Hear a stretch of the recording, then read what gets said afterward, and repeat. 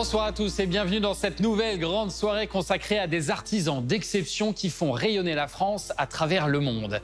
Et ce soir, nous mettons le cap sur la Bretagne. À la rencontre de Caroline Madec, qui depuis Pratarkoum dans le Finistère, exporte ses huîtres pour les meilleures tables de Hong Kong, Dubaï ou Barcelone. Grâce au terroir où elles sont élevées, ces huîtres ont un goût absolument unique, recherché dans le monde entier. Nous avons aussi suivi pendant un an les aventures de Yann Maufray et son fils Teguen, tous deux charpentiers de marine. Dans la rade de Brest, ils rénovent de magnifiques bateaux en bois venus du monde entier. Cette année, ils doivent restaurer un bateau qui fait partie de notre patrimoine, le Mutin, construit en 1927. C'est le plus ancien navire de la Marine nationale encore en service. Bertrand Larcher, lui, vit entre la Bretagne et le Japon. Il est le tout premier Breton à avoir ouvert une crêperie à Tokyo. C'était il y a 26 ans. Aujourd'hui, il est à la tête de plusieurs établissements et doit innover pour surprendre une clientèle très exigeante. Mais pour commencer, je vous propose de partir à la rencontre d'un faussaire, un vrai. Il s'appelle Patrick Arnal et son travail consiste à reproduire à l'identique des objets archéologiques qui sont ensuite vendus dans les boutiques des plus grands musées de la planète. Un savoir-faire qui mêle des techniques artisanales à de la technologie de pointe. La Bretagne à la conquête du monde, c'est un film de Fred Isbach avec Arkady Varlamov et Wendy Binden pour Jara Prod.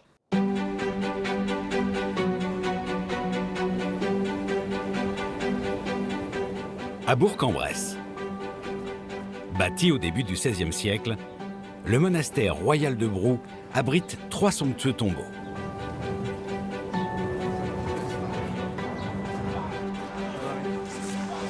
On n'a rien oublié, c'est bon. Patrick est breton, il arrive d'Ille-et-Vilaine. Bon, il faut qu'on commence par le calibrage. Ouais, je veux bien que tu m'ouvres la porte, s'il te plaît. Oui.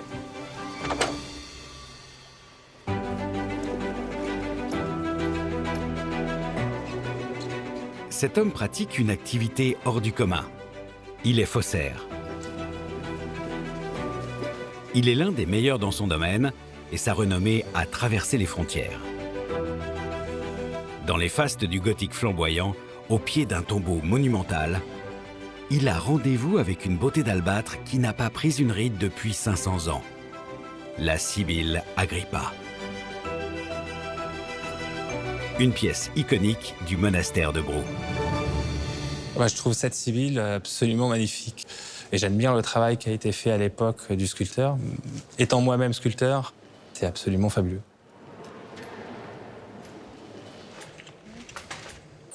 Je veux bien l'alimentation du scanner. Je le replace à peu près à la même place. Pour réaliser sa copie, C'est bon pour toi? C'est parti. Patrick utilise une technique révolutionnaire.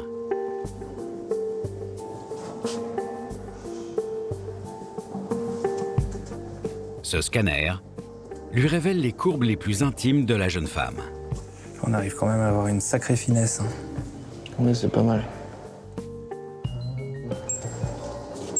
On est amené à travailler à travers le monde pour capter des éléments architecturaux, des statues, que ce soit dans des lieux historiques, des lieux archéologiques ou dans des musées. On nous sollicite pour pouvoir faire des reproductions à l'identique. Alors comment ça se passe? Vous avez pu commencer? Oui, ça se passe bien. Je pense qu'on arrive même à avoir plus de choses que je ne le pensais. Cet artisan breton est venu à la demande du conservateur du monastère, car ses copies sont tout à fait légales. Ah bah C'est bluffant, hein. c'est assez bluffant, ouais. Et on voit aussi des détails au niveau des défauts de la pierre qu'on ne voit pas à l'œil nu non plus. Oui, effectivement. À partir de ces images en 3 dimensions, Patrick va créer un moule qui lui permettra de réaliser des copies ultra fidèles de la Sibylle.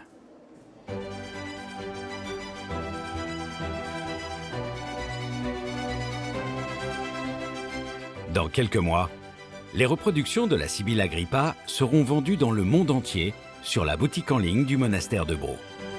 C'est assez saisissant. Bientôt, notre faussaire va devoir relever d'autres défis. Comme Patrick, d'autres Bretons exportent le savoir-faire français.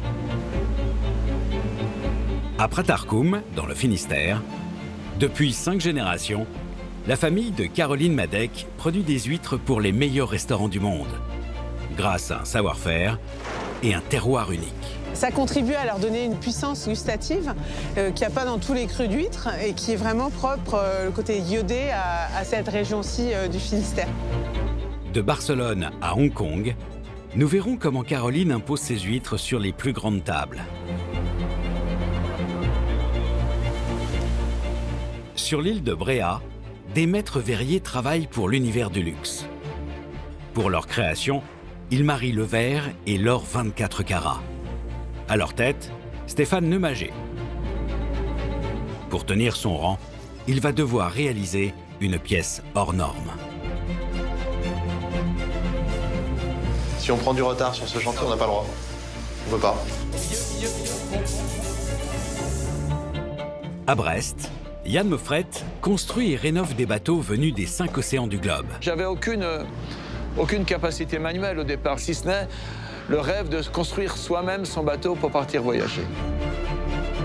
Ce charpentier de marine a transmis sa vocation à son fils Teguen. Nous le suivrons lors d'une régate en Italie qui réunit les plus beaux voiliers du monde.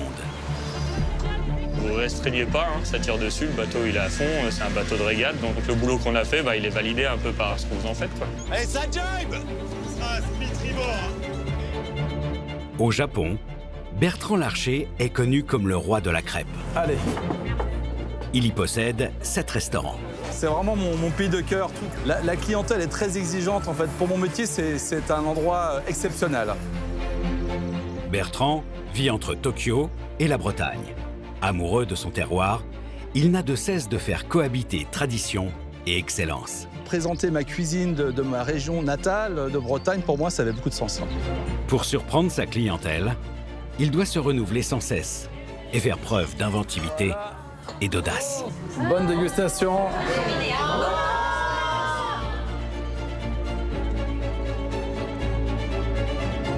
Patrick, Caroline, Stéphane, Yann, son fils Teguen, et Bertrand. Tous sont animés d'une même ambition: faire rayonner la Bretagne à travers le monde.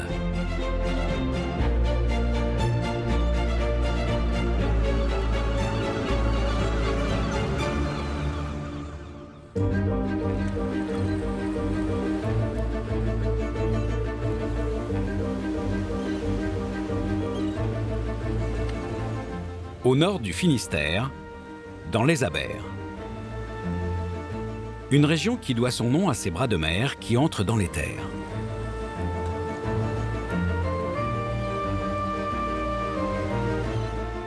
Ce domaine de 100 hectares de parc à huîtres appartient à une famille, les Madec.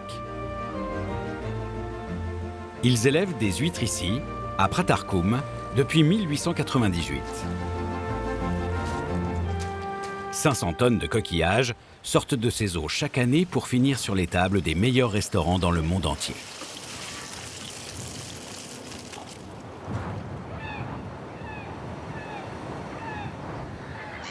À la tête du domaine aujourd'hui,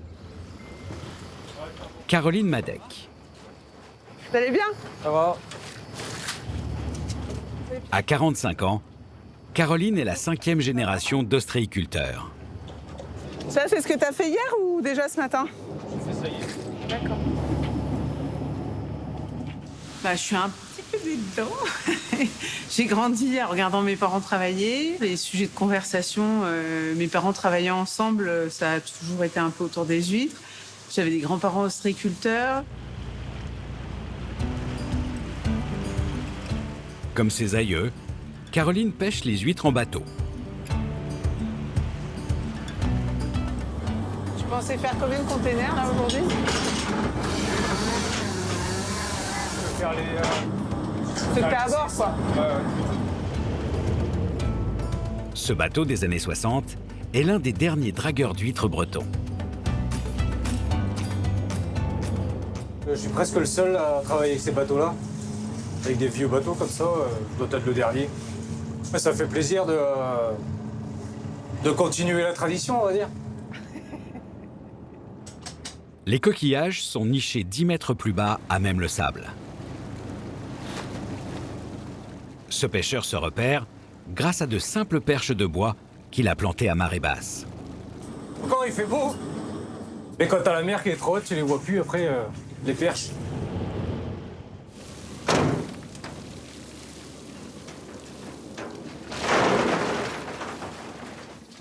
Contrôle qualité.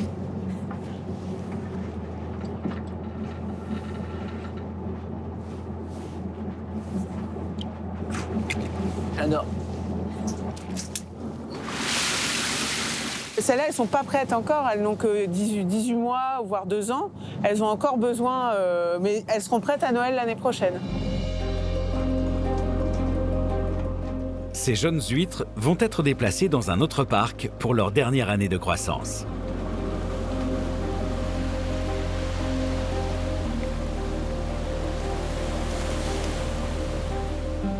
Les Madec sont une des plus vieilles familles d'ostréiculteurs de Bretagne.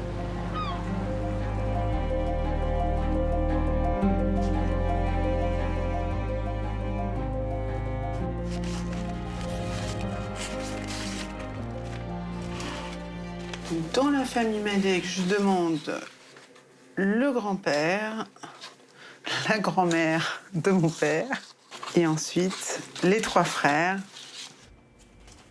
En 125 ans, cette famille a écrit sa légende à Pratarkoum. Et nous sommes établis en 1800, fondation officielle 98, mais nous avons trouvé des traces antérieures de demandes de concession, donc de parc à huîtres, qui étaient datées de 1890. Le grand-père de Caroline, Alain, est celui qui développe le plus l'affaire. Même dans les tranchées, en 1914, le jeune soldat ne peut se passer d'huîtres. Au déjeuner, rien ne manquait et les huîtres ont été bien appréciées, surtout que nous n'en avions pas mangé depuis longtemps. Il se faisait envoyer par sa famille qui était très généreuse de la nourriture, donc il y a parfois du beurre, des œufs, un poulet. Et il y a aussi mention d'huîtres et de langoustes. Partager ça avec les gens des tranchées qui étaient avec lui, c'est ça qui est drôle aussi, quoi. Yvon, le père de Caroline, prend la suite. Mais leur famille a failli tout perdre à cause d'une marée noire. Ici, un événement douloureux. La Mococadise, en 78. L'apocalypse, au Pratarkoum. Malgré les obstacles, la famille a tenu bon.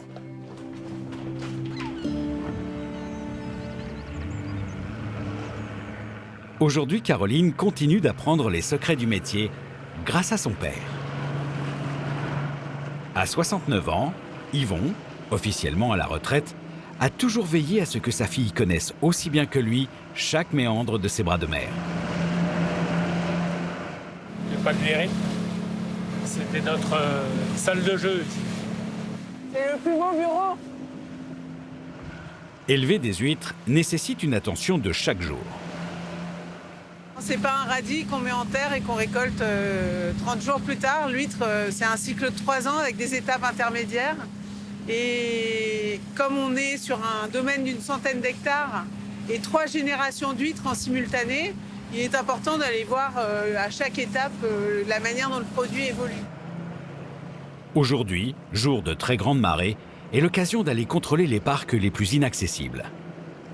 Ils ne se découvrent que 7 fois dans l'année et juste pendant quelques heures. On va aller au fond de la rivière d'abord. Le parc au fond de la rivière est le préféré d'Yvon. Les huîtres y sont simplement posées au sol.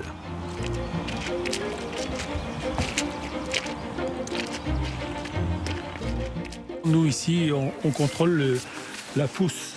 Donc c'est pas franc encore, faut attendre un peu. Mais enfin, quand on commence à voir la dentelle, c'est bon. Ici, il faudrait qu'elle se calme un peu. Ce qui donne ce goût si particulier aux huîtres de Pratarkoum, c'est un terroir unique. Ces bras de mer qui entrent dans la baie permettent un mélange entre terre et mer. C'est des châtaignes. Ça, c'est les arbres qui sont derrière, qui ont perdu fruits et feuilles, tombent dans l'eau et infusent. Ça contribue à marquer l'empreinte des huîtres des abers. Des cultures comme ça, il n'y en a pas beaucoup en France. On l'appelle le Grand Parc, d'ailleurs. Et ça fait Nos plus belles spéciales, nos plus belles huîtres, c'est ici. Le père et la fille doivent finir l'inspection avant que la mer remonte.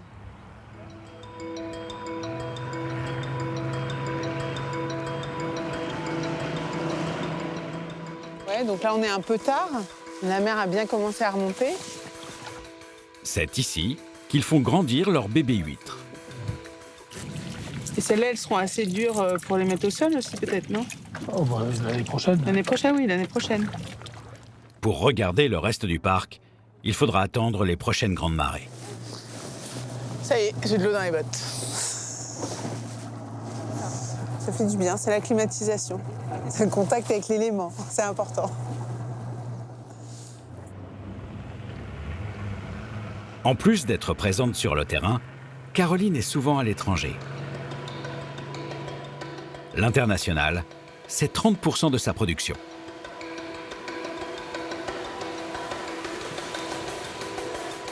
Nous verrons comment les huîtres de Pratarkoum ont conquis les plus grandes tables du monde.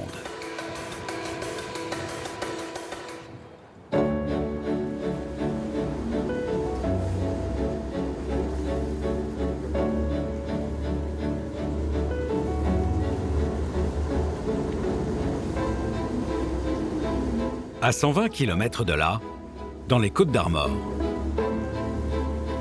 17h et 18h, 18h tout dernier retour. 14h, 16h, 17h et 18h, 18h tout dernier retour de la journée. En vous souhaitant une très bonne journée sur Bréa.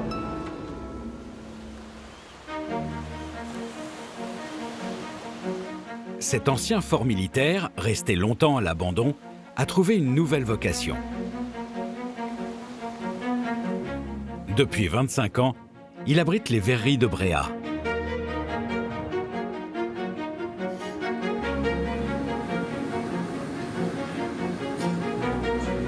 À la tête de ces magiciens du verre, Stéphane Lemagé.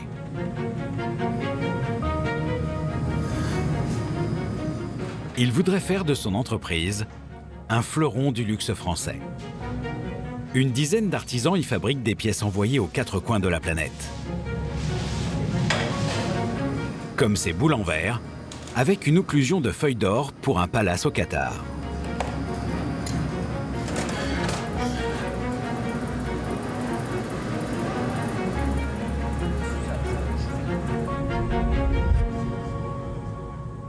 Depuis plusieurs jours, tout l'atelier se prépare pour la visite du patron d'un grand hôtel qui envisage de leur commander un lustre magistral.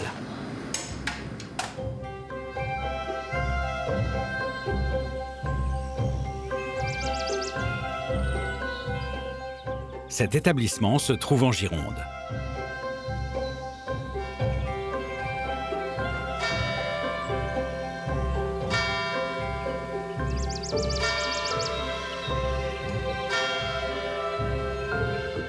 Dans la cité médiévale, au centre du village, l'hôtel de Pavie. Un hôtel 5 étoiles en pleine rénovation. Gérard Perse en est le propriétaire. Là, l'électricien, il va falloir qu'il pose tous ces éclairages extérieurs. C'est ça, oui, oui. Mon jardinier, je crois qu'il arrive demain ou après-demain, lui. Exactement. Son établissement doit rouvrir dans 1 mois. Alors, avec Giorgio Asi, son décorateur, il vérifie l'avancée des travaux. Messieurs, bonjour. Pour la décoration, Gérard a choisi de faire appel aux meilleurs artisans français. Wow. Ah, j'avais pas vu avec toutes ces lumières en haut. C'est une mise en scène qui est incroyable. Quand je vois tout ça, je pense à mes clients. 70% de notre clientèle est étrangère. Si on peut leur faire découvrir un petit peu ce qu'est l'art français au travers de tous les artisans en France, il y a quand même des gens qui travaillent super bien, qui travaillent bien le bois, qui travaillent le verre, le métal. On a quand même des artisans qui pour moi, sont pratiquement les meilleurs au monde. Pour le hall de l'hôtel, Gérard et Giorgio ont imaginé un lustre en verre exceptionnel. C'est un grand lustre donc, qui sera suspendu au-dessus de la banque d'accueil. Il va faire 2,50 m de long sur 1,10 m en fait de profondeur. Le lustre, il est celui-ci. Mais réaliser ces anneaux de verre requiert un artisan d'une grande dextérité. Gérard a pensé aux verreries de Bréa. Pour savoir s'ils seront capables d'exécuter un tel ouvrage, il n'hésite pas à traverser la France.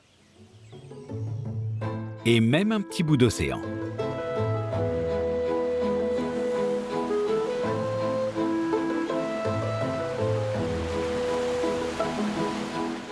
Cinq jours plus tard, à Bréa, nous retrouvons Gérard et son épouse, ainsi que Giorgio.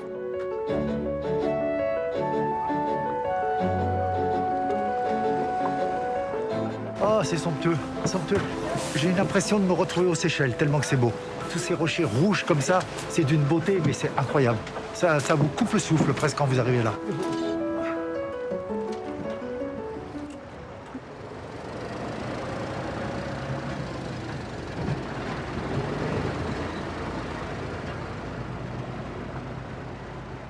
On va rentrer dans l'atelier? Ah oui. Ça va changer de température, hein. Ça va faire du bien.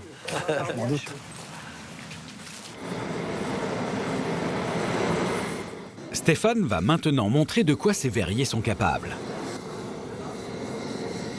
J'avais envie de venir voir, j'avais envie de toucher un petit peu la matière, puis de voir tout ce travail qu'on n'imagine même pas un seul instant. C'est un vrai travail qui est incroyable, un travail de précision, tout est tu fait main. Pour moi, c'est de la haute couture. C'est comme un bébé qui va arriver, quoi. Tu vois, parce qu'on est impatient de le voir. Ce luminaire sera composé d'anneaux de verre. Les artisans n'ont jamais réalisé ce type de pièce. Alors, ils vont faire un essai à échelle réduite. Là, c'est pour une petite bande de 30 cm. Donc, Quand vous allez faire... quand on va avoir 1,80 m de bande, vous aurez 6 fois plus de matière. Ça va être 6 fois plus grosse, c'est ça. Vous allez avoir Une énorme boule. Là, qu'est-ce qu'ils vont faire alors? On commence déjà à... Ah oui, à former. un peu, avant d'étirer.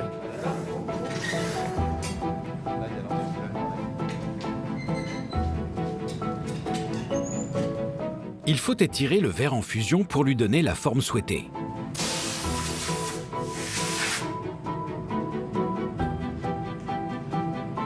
Et là, c'est le moment le plus délicat.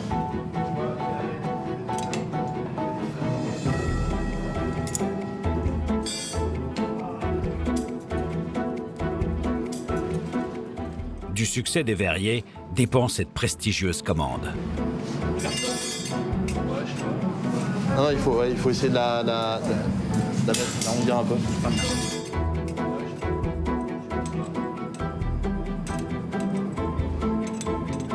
Premier essai réussi.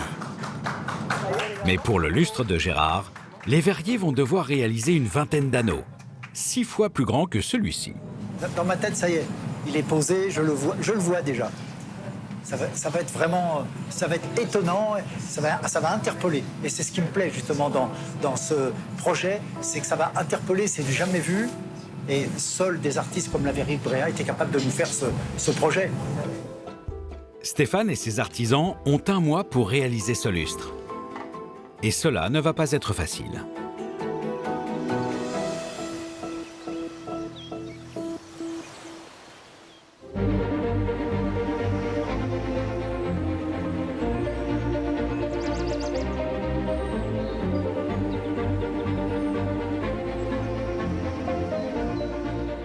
La forêt de Bercé, dans la Sarthe.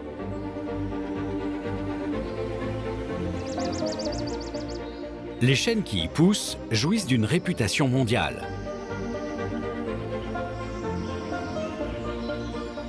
Un paradis pour Téguen et son père Yann, 2 charpentiers de marine brestois. Celui-là, il est un peu... Non, c'est nos arbres, quoi. C'est un arbre extraordinaire. On a besoin, nous, de toute la structure de l'arbre. Pour porter la structure du bateau, il faut que l'arbre soit le plus long possible. Plus les bois sont longs, plus le bateau est solide. Et en fait, ça, c'est fait pour nous. Ça a été planté pour nous. Ça a été planté pour la charpente navale. Au XVIIe siècle, c'est Colbert, alors ministre de la Marine royale, qui a imaginé cette forêt comme une énorme réserve de bois pour les siècles à venir.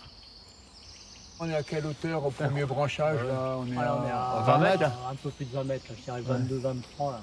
Ils sont longs. Là, tu coupes à la fourche, là, hop, là, tu fais des bordées, là, t'as un bois de bordée avec un diamètre comme ça, là.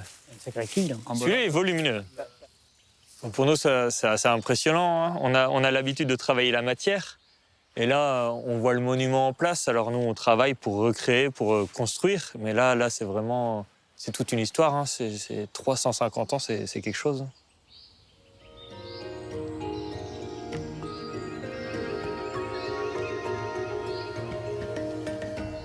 Ces chaînes permettent de construire les navires les plus prestigieux et de restaurer les plus anciens.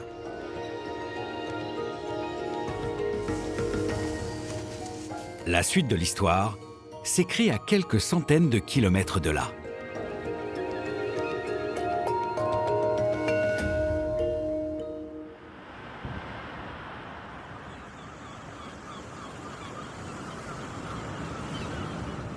C'est dans la rade de Brest que Yann et Teguen dirigent l'un des plus prestigieux chantiers navals du monde, le GIP. Ils passent la majorité de leur temps dans cet immense hangar. Bon alors, comment ça se passe là? Bah écoute, tu vois, on est en train de démonter. On aurait vraiment envie de restaurer tel que c'était. Une fausse quille là? Là, il y a un chapeau de quille. Depuis 44 ans, Yann Moffrette est connu dans le monde maritime comme le chirurgien de pointe des bateaux anciens.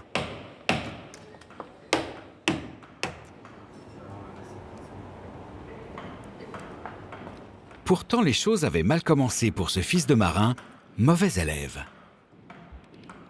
Ma famille espérait que je fasse des études, évidemment. J'étais sans doute tout à fait désagréable pour les profs. Pas un gamin que les profs ont envie d'avoir, un gamin qui est en révolte, qui fout le bordel et puis qui cherche sa voie. Et un été, j'ai été voir les chantiers. Je lui ai demandé s'il pouvait me prendre un apprentissage. Dès que j'ai touché ce chantier, j'y ai trouvé du plaisir. J'ai envie d'apprendre, de donner tout ce que je pouvais moi-même, de me battre en permanence pour apprendre et pour être au mieux de ce qu'on attendait de moi. Yann a trouvé sa vocation très jeune. Et il ne s'est pas trompé. Il emploie maintenant une trentaine d'artisans. Depuis plusieurs jours, il les a affectés sur son chantier le plus urgent. Toute l'équipe est rassemblée sur le bateau de la Marine nationale, le bateau de l'école navale, qu'on doit livrer dans 1 mois et demi. Le Mutin, bateau historique, le plus ancien voilier et bateau de la Marine nationale, construit en 1927. C'est un bateau très important dans la marine, c'est un bateau de la France combattante. Ce bateau est un héros de la Seconde Guerre mondiale. Mais avec le temps, il a perdu de sa superbe. Depuis 4 mois, il est en cale sèche pour y être entièrement rénové. Le Mutin doit être remis à neuf, car il va bientôt représenter la France lors de cérémonies à l'étranger.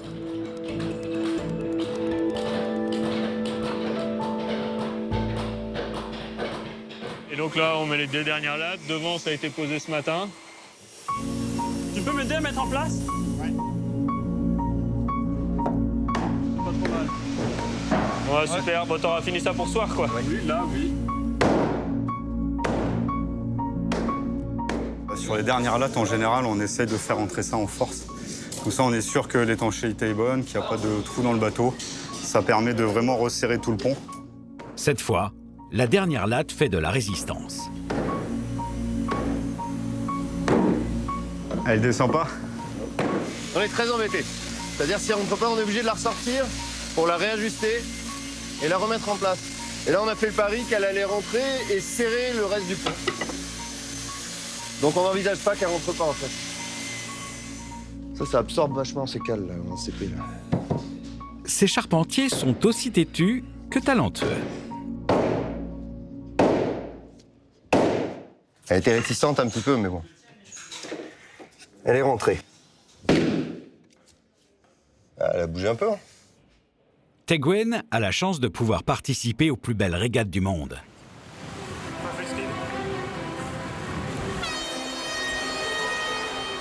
Il va partir en Italie, où une fois par an se réunissent les plus beaux voiliers traditionnels.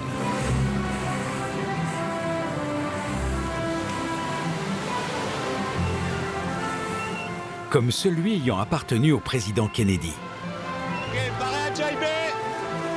Le charpentier breton fera la course à bord d'un magnifique yacht de 1917 qu'il vient de rénover.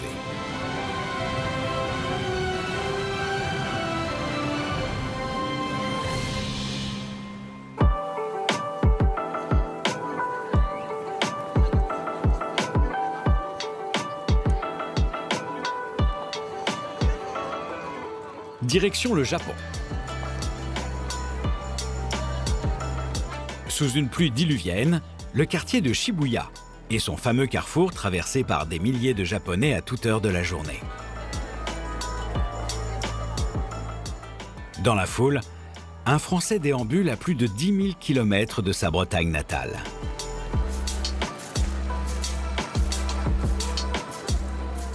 Moi, ça fait 27 ans que j'habite à Tokyo. C'est vraiment mon pays de cœur. Tout a commencé ici. La clientèle est très exigeante. En fait. Pour mon métier, c'est un endroit exceptionnel. Bertrand Larcher est crêpier. Il est le premier Breton à avoir ouvert une crêperie dans cette mégalopole de 14 millions d'habitants.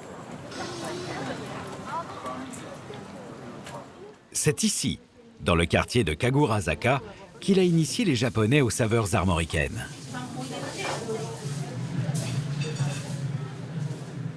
Allez, donc il y a une complète miroir pour la table 1, s'il vous plaît. Cette crêperie est le premier établissement qu'il a ouvert au Japon il y a 26 ans.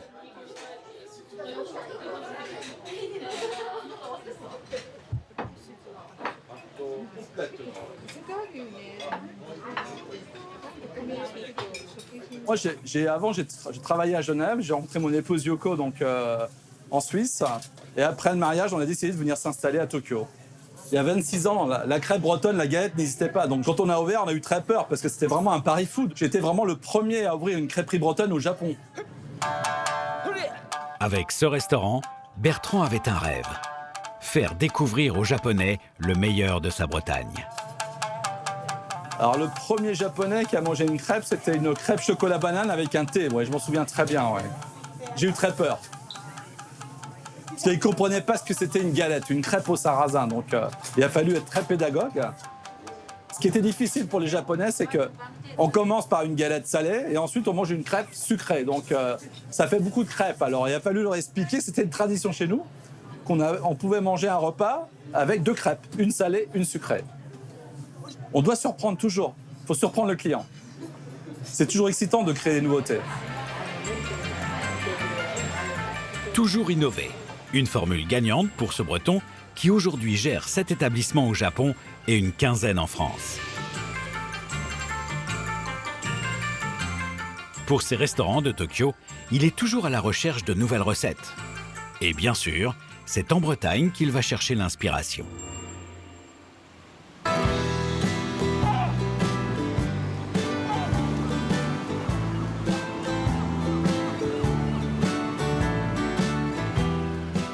Je suis drogué par la Bretagne, c'est toute mon enfance, toute ma vie, voilà, ça provoque toujours beaucoup d'émotions quand je rentre chez moi, c'est magnifique.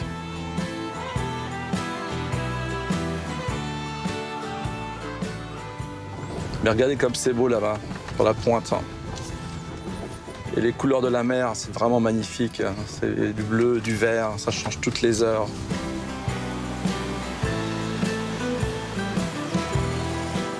Pour l'aider à réaliser une nouvelle recette de galette, Bertrand a donné rendez-vous au marché de Saint-Malo à son ami Patrick Geffroy, un grand chef breton doublement étoilé.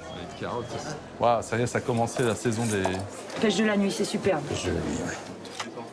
Ah ouais. Mais c'est bien, c'est vachement bien. Ouais, elle est pleine. Ouais. Ça, c'est bien. On y va ? On y va. Ils ont imaginé un mélange terre-mer, à partir d'araignées de mer et d'artichauts. Artichaut de Bretagne, Nord, Finistère. Celles-là, ils viennent de Paimpol, Peu d'Armor. Tu vois ? D'accord. J'aime bien quand ils chantent comme ça. Mais fini la rigolade. Les choses sérieuses commencent pour nos deux compères. Direction la cuisine. Ça va, Patrick? Oui. Bertrand travaille depuis longtemps avec Patrick. Dis-moi, qu'est-ce que je peux faire pour tes Alors, 2 grandes casseroles. Ah, avec le... Il s'appuie sur son expérience gastronomique pour viser l'excellence dans ses galettes. Toi, ça frémit, là, on peut y aller là. Ouais, c'est beau. Voilà. Comme ça, comme ils sont bien saisis. 20 minutes à peu près, non? Oui. Voilà. Pas qu'ils noircissent. Parfait.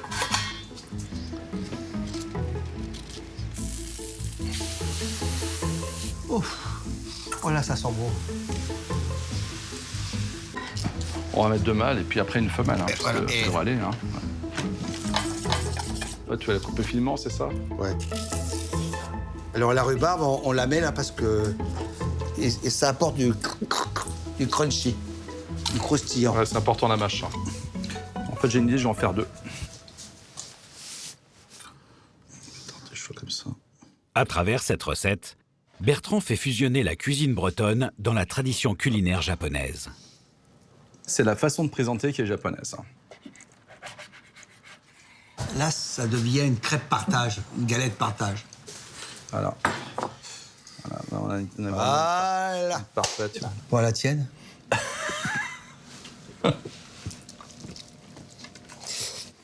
Peut-être la prochaine fois, des plus petites bouchées, parce que c'est un peu froid.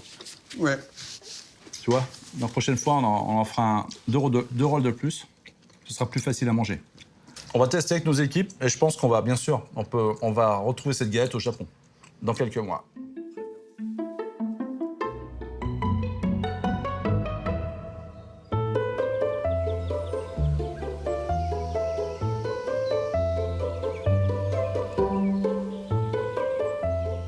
En Ille-et-Vilaine,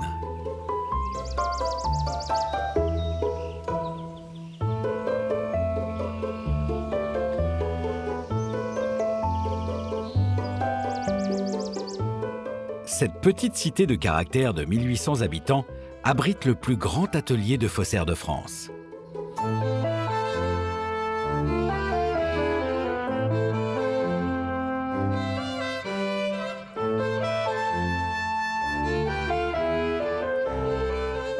Ils reproduisent des objets antiques qu'ils vendent dans le monde entier. Mais les copies qu'on réalise ici sont parfaitement légales. On les retrouve dans les boutiques des plus grands musées.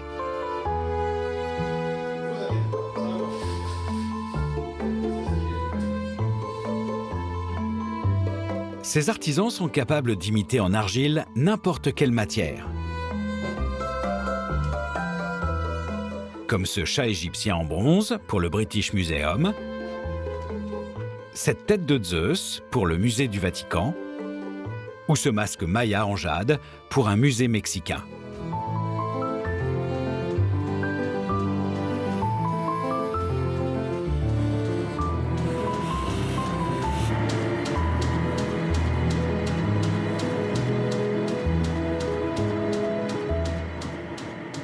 C'est quelle terre, ça? La nouvelle. La FM5 ou la nouvelle? Une des deux. Patrick et Denis sont mariés. Depuis 18 ans, ils sont à la tête de cette manufacture, Memento Tempori. C'est assez facile de travailler en couple, enfin en tout cas pour nous. En fait, comme on est très complémentaires, on arrive à se comprendre. Ce qui nous réunit dans la société, c'est la passion de la culture, des arts, la passion des reproductions archéologiques, des musées. Aujourd'hui, le couple attend une réponse du Musée national d'archéologie des Pays-Bas pour une commande importante. Denis, on a reçu un message du Rijksmuseum. On va pouvoir les appeler. D'accord. Allô, bonjour, Saskia à l'appareil. Bonjour Saskia, c'est Denis de Memento Tempori. Comment ça va? Ça va et vous? Ça va, merci. Je voulais savoir si vous aviez décidé quelles pièces vous aimeriez qu'on reproduise pour la boutique du musée. Vous avez déjà une idée? Oui, Maya émérite. Maya émérite. C'est l'une des pièces phares du musée, c'est super. Le musée souhaite vendre dans sa boutique une copie en modèle réduit de la statue. Donc c'est bon. Bon, ça c'est cool. Oui, là, c'est une bonne nouvelle parce que c'est une des pièces qu'on voulait absolument faire déjà, nous, de notre côté. Et c'est une pierre en calcaire avec des détails qui sont très, très fins au niveau de la chevelure, par exemple, de la femme. C'est vraiment une très belle pièce, hein, vraiment quelque chose sur lequel on va prendre beaucoup de plaisir. Réaliser une copie de cette statue ancienne de plus de 4000 ans va renvoyer Patrick en enfance.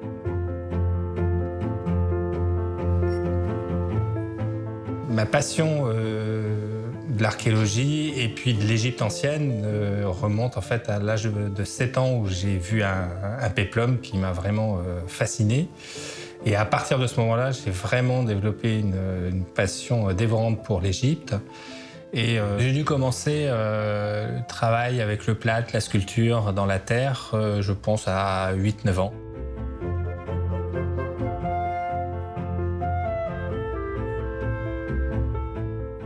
Voilà ce que j'ai retrouvé à la maison. Et j'avais un sphinx en plastique avec des petits soldats. Et à partir de la tête, en fait, j'ai commencé à faire des moulages pour pouvoir reproduire le masque de Toutankhamon. Voilà. Tu te rappelles? Bien réussi. Et ça, c'est ma première création, oui, vraiment. Première reproduction que j'ai faite, voilà, à 8-9 ans. J'ai dû y passer des heures à faire ça. Tout mon temps libre était un peu consacré à ça. Ouais, le doré est vraiment pas mal. Oui. Que je ressens une certaine tendresse en fait pour l'enfant qui a fait ça. Et je pense qu'aujourd'hui, l'enfant est toujours un petit peu là, chez moi. Il y a toujours cet enthousiasme et ce plaisir de pouvoir créer une reproduction et d'être au plus proche de l'original. Les jouets de Patrick sont devenus high-tech. Le musée hollandais lui a fait parvenir des images en 3 dimensions de la statue. Il va devoir en faire un moule, et pour cela, il possède un procédé industriel qui lui permet de réaliser des copies parfaites. Cette imprimante 3D. C'est bon, j'ai hâte de la voir sortir. Après de longues heures d'attente, la statue émerge de son bain de résine, telle une déesse sortie du Nil.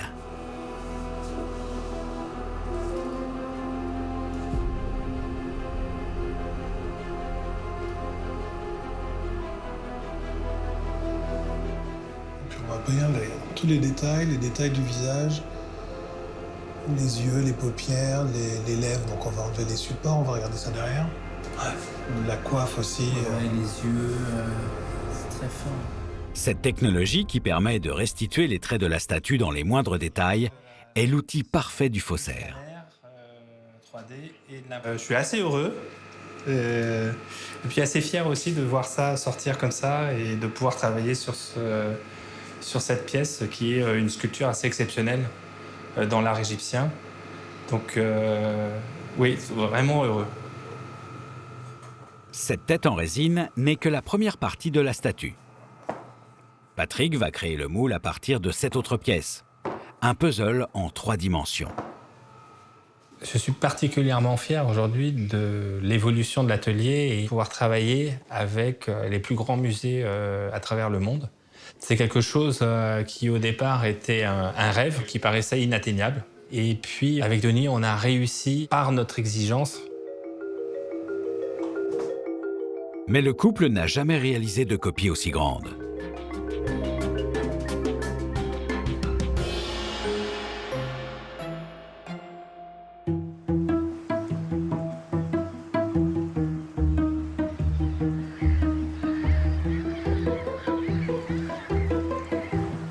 Au petit matin, Caroline est déjà à pied d'œuvre.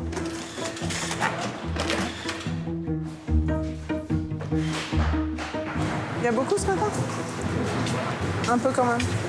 Ça, c'était un 50 moyenne? Tous les mardis, elle envoie des bourriches aux 4 coins du monde. Une course contre la montre à chaque expédition. Alors ça va partir à Hong Kong ou ça va partir à Dubaï ou à Abu Dhabi. C'est les jours de départ pour ces destinations. Et pour les protéger du transport, on leur met un petit peu d'algues en plus. C'est un peu une climatisation, ça garde le côté frais. L'huître, c'est comme un petit bol, vous voyez, elle est incurvée. Donc on fait en sorte que le bol il reste dans le bon sens, comme ça l'huître, elle conserve son eau. Et de cette façon, elle reste vivante plus longtemps. La famille en exporte en moyenne 3 tonnes par semaine.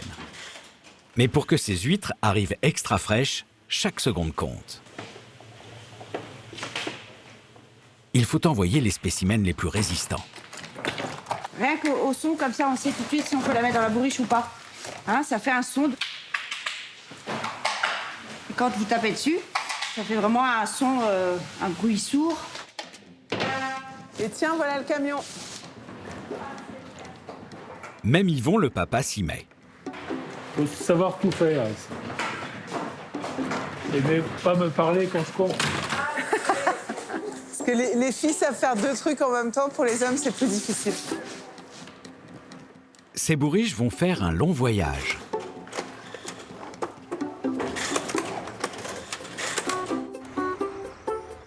Certaines plus de 11 000 km pour finalement atterrir à Hong Kong.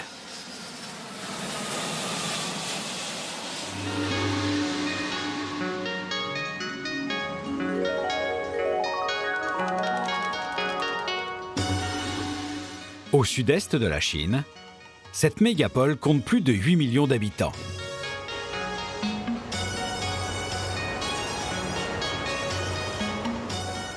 On trouve de nombreux fruits de mer sur cette île.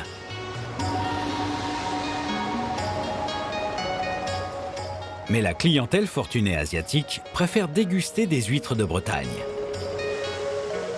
Morgane Cousin en a fait son affaire. Salut tout le monde!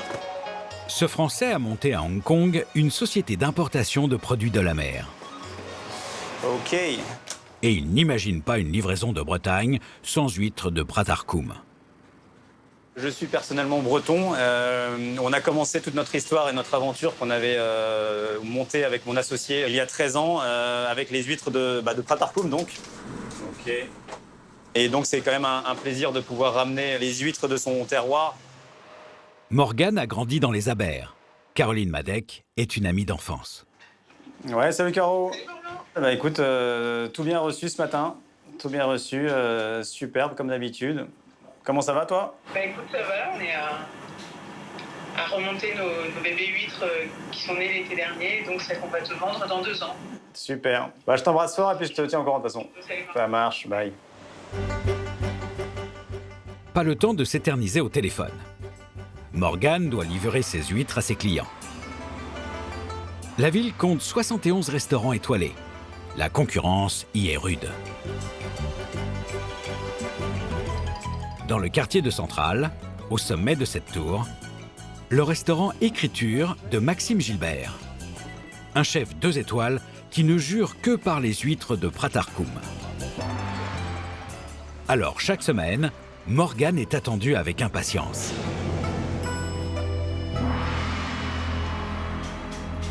Salut Maxime, comment ça va? Bien et toi? Les petites huîtres de Pratarkoum pour aujourd'hui, comme on avait dit. Cool. On va ouvrir ça. Donc là, on a la petite fine, la fine numéro 2 dont on avait parlé. On a la spéciale numéro 4 pour essayer. Top. À Hong Kong, il y a beaucoup de produits de la mer. Donc ils sont vraiment friands de tout ce qui est crustacés, poissons, fruits de mer. Et c'est vrai que des huîtres à Hong Kong, il n'y en a pas vraiment. On ne peut pas consommer d'huîtres crues hongkongaises. Ils s'en servent pour faire des sauces, des oyster sauce, mais pas pour la consommation. Ouais.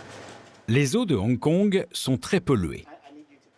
Du coup, les Chinois préfèrent les huîtres venues de Bretagne. Ça, c'est peut-être bien. Ouais. C'est les plats qu'on n'a jamais utilisés.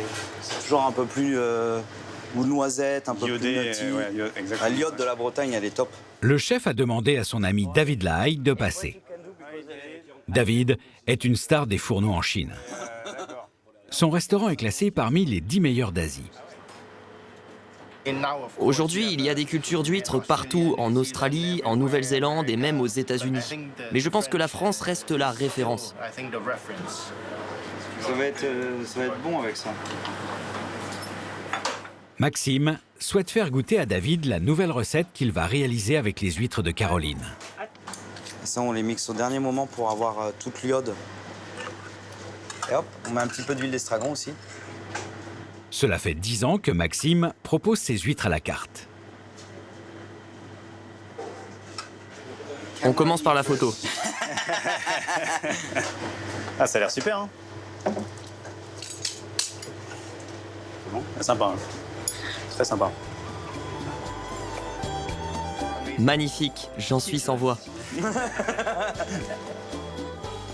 Recette validée pour Maxime Gilbert. Les huîtres de Caroline Madec ont encore de beaux jours devant elles dans l'Empire du Milieu.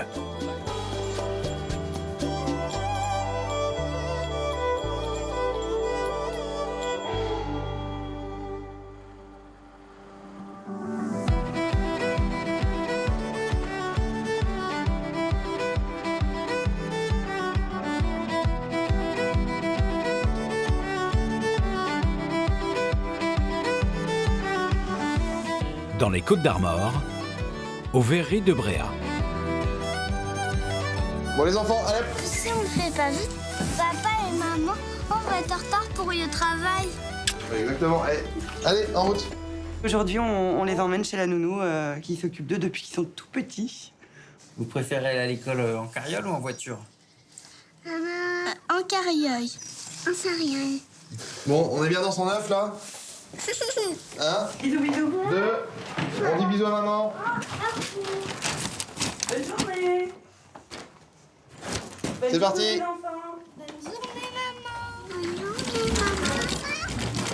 Stéphane et Johanna ont dû changer leur mode de vie en venant s'installer il y a 8 ans sur cette petite île interdite aux voitures.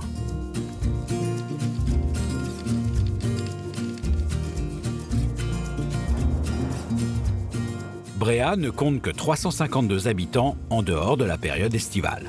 Ça va bien les enfants? Ça va? J'ai été très urbain pendant très longtemps. J'ai habité à New York, à Paris, à Bordeaux, Luxembourg, enfin vraiment dans des endroits très, très différents. L'arrivée sur Bréa en tant qu'habitant a été un peu douloureuse parce que le contraste était vraiment trop important. Et depuis, par contre, je m'y sens très très à l'aise et c'est plutôt l'effet inverse. J'aurais énormément de mal à retourner dans des zones urbaines denses. D'ailleurs, j'en ai surtout aucune envie en fait. Allez chez Carole. Ça va Carole? Ouais. Salut Charline. Oui. Allez, bonne journée. Ciao, ciao. Bon. Salut Carole. Salut les enfants. À ce soir. Les enfants déposés, Stéphane va pouvoir se remettre à l'œuvre. Depuis 3 jours, les verriers n'arrivent pas à trouver de solution pour le lustre complexe qu'ils doivent fabriquer. Il faut qu'il y en ait un qui soit prêt, limite soit à resserrer avec les fers ou au ciseau directement ou quoi que ce soit. Et les ciseaux, prends des ciseaux, c'est à l'aise. J'aurais dit, mais... Là, il était presque... Enfin, je veux dire, il s'est rétréci trop... On a tiré trop rapidement, peut-être aussi. Hein. Chaque détail pose question. La deadline est vraiment très très proche, puisque celle-là, c'est dans 3 semaines. 3 semaines, on monte un château pavis pour tout poser. Au bout de la canne du verrier, 6 kilos de verre en fusion.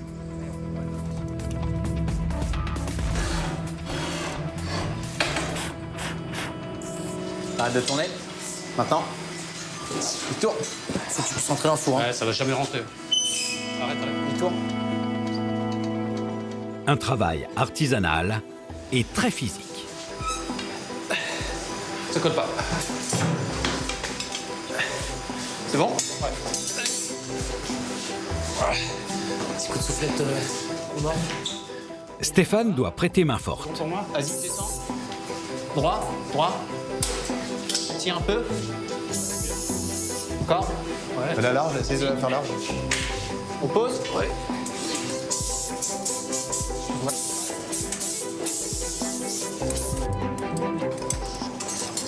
Malgré les efforts des verriers, Et en fait, c'est le mot qui fait que c'est pas régulier, parce que regarde. T'as vu, ça fait des rétrécissements un peu. Stéphane n'est pas satisfait du résultat.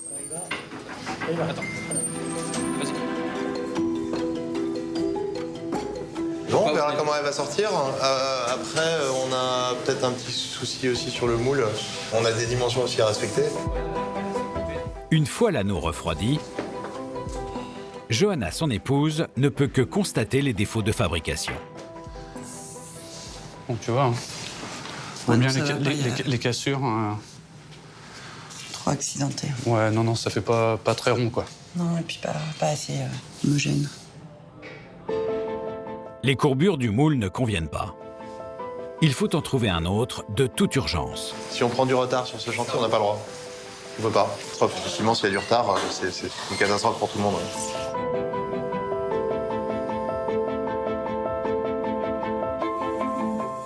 Stéphane réenfourche alors son vélo. Il a peut-être une solution inattendue.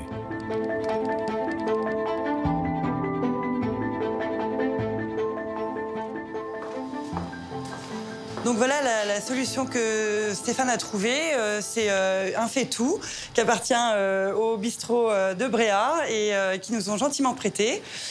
Grâce à ce fait-tout, on va pouvoir livrer dans les délais. Et alors, il y a plusieurs fait-tout. Il y a 2 fait-tout et un chauffe-eau. Voilà, donc on a eu la solidarité aussi de plombiers bréatins. Autour du fait-tout, les artisans effectuent leur chorégraphie maintenant bien rodée. Il va falloir réchauffer, je pense. Mito, il va falloir chauffer un peu.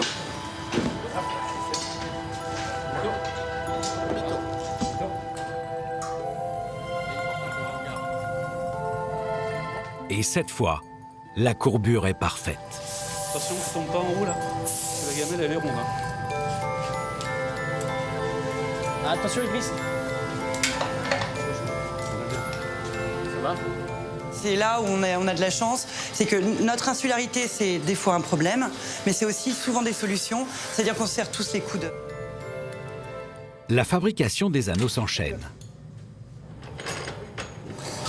C'est bon, une de plus. Encore 8, c'est voilà. Ta commande sera finie. Dans quelques jours, Stéphane pourra aller installer son lustre à Saint-Émilion.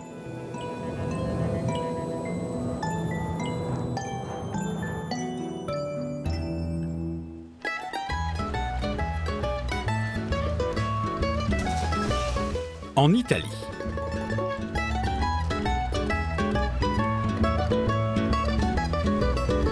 La région de Monte Argentario. C'est le Saint-Tropez de Toscane.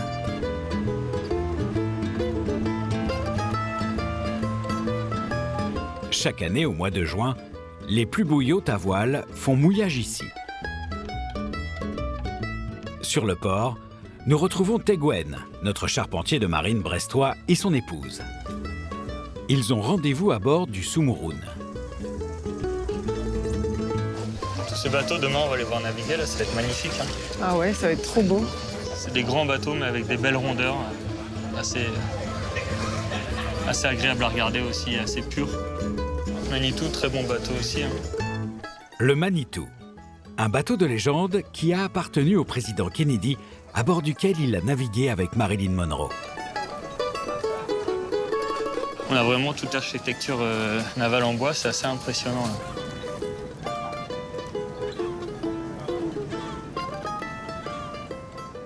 Ah bah tiens, Sumurun est là-bas, allons-y. Le Sumurun. Teguen a passé 16 mois à le rénover entièrement.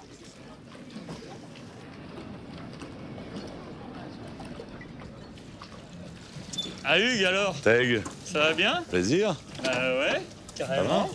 Je fais un bisou de ce coup-là. On va dire. Ouais, profite. Le Sumurun est un bateau d'exception. Le propriétaire n'a pas lésiné sur les moyens pour le remettre à neuf. Les matériaux les plus nobles ont été utilisés. Une salle à manger luxueuse, 3 chambres à coucher,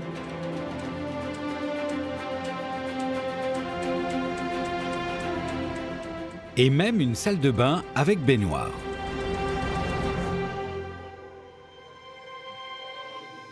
Bon, il y a eu quelques petites améliorations là dessus ou quoi alors? Oui, on est dans l'ordre du développement, donc on a modifié un peu les pieds de mât, d'artimon, de grand mât. Demain, Teguen fera partie des membres de l'équipage et participera à une régate, sous les ordres du capitaine. Le fait de venir naviguer à bord d'un bateau qu'on a restauré, il y a un peu de facettes. Il y a le côté un peu plaisir à la fin d'un chantier de voir naviguer le bateau. Et il y a en même temps aussi le côté charpentier qui vient, qui un peu contrôle son travail, qui s'assure que ce qu'il a fait vieillit bien, que les choix techniques qu'on a pris sont les bons et durent dans le temps. Et nous, ça nous apporte beaucoup dans notre histoire de chantier, dans notre façon d'aborder toutes les restaurations qu'on va voir. En fait, on se nourrit de tout ça. Et tout ça, ça nous grandit énormément. Donc c'est toujours super de venir et échanger avec Hugues et tout l'équipage, quoi.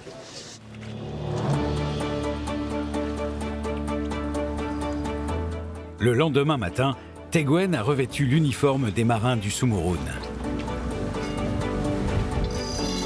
Je choque un peu, Simon. Je te remets un peu d'appui.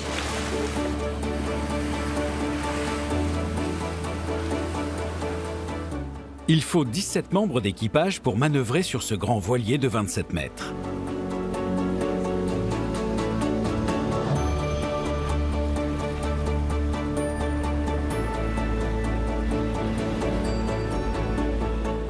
Après quelques milles,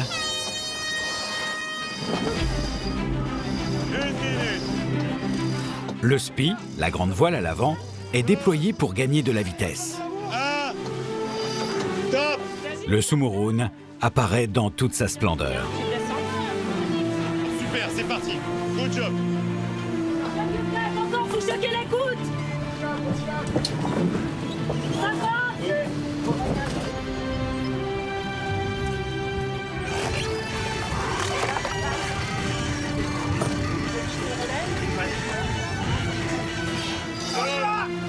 Allez, on donne de l'amour.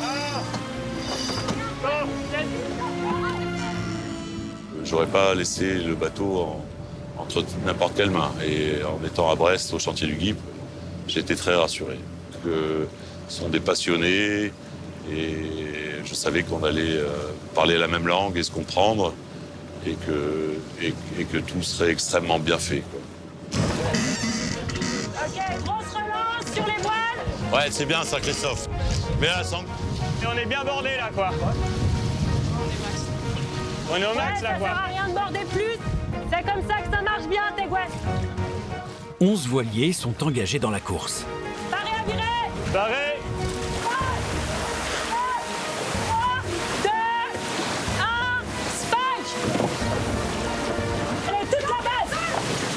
Toute la base. Teguen et les autres marins se donnent à fond. Faut nous aider, là. Une régate se joue parfois sur une manœuvre mal exécutée. Ça s'arrête pas de border. Le Sumurun est en tête. On a un autre virement et après la main. Une partie de la course. T'as un bateau derrière, Hugues. T'as un bateau derrière. Mais à quelques minutes de l'arrivée, le Sumurun se fait voler la première place et termine second. Une régate riche d'enseignements pour le charpentier breton. En chantier, on a pris des décisions. On peut voir que des choix ont été pertinents et que d'autres un peu moins. Et donc, il y a des améliorations à apporter. Donc, toujours progresser, quoi.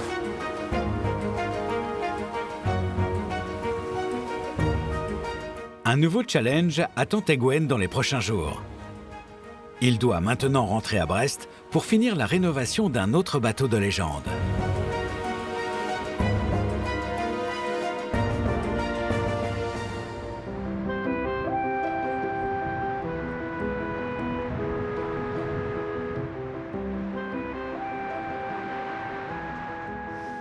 Donc il va falloir être extrêmement vigilant sur la profondeur à laquelle on l'envoie. Dans un premier temps, on va l'envoyer, il faudrait faire une marque sur les fers ou quelque chose comme ça, mais il faut l'envoyer à 15 000. Au chantier du GIP, l'une des étapes les plus importantes de la rénovation du Mutin commence. Il faut essayer de répéter le bon geste pour être dans un timing correct. Teguen et son père Yann donnent la cadence. C'est assez plaisant, c'est toujours une sorte de moment de fête parce qu'on finit le bateau, c'est un travail d'équipe réellement. Le calfatage, c'est la pose de fils de coton entre les planches pour assurer l'étanchéité du pont. Dès que le coton, les fibres de coton vont s'imbiber d'eau, elles vont gonfler. Donc l'étanchéité, elle sera faite par les fibres de coton qui sont là. C'est une technique millénaire puisque les bateaux vikings et bien avant les bateaux préhistoriques étaient déjà calfatés. C'est un marqueur de notre métier, c'est un beau geste et très identitaire.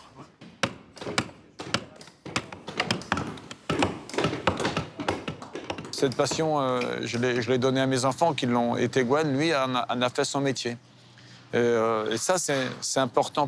À l'âge où tu te dis que, quelque part, tu as fait ta carrière et de savoir qu'il y a une suite derrière et que ça ne s'arrête pas, que tu transmets quelque chose et que ton fils fera les choses même mieux que toi.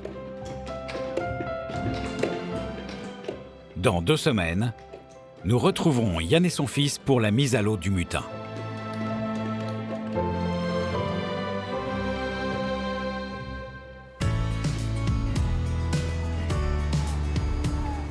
À 200 km, plus à l'est.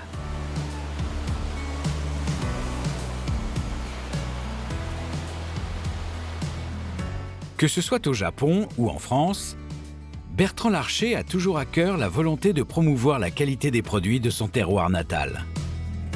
J'ai réalisé un rêve, j'ai acheté une ferme à quelques kilomètres de Saint-Malo et j'y fais pousser mon sarrasin. Ce qui est important, c'est qu'on est là aussi pour promouvoir le sarrasin breton.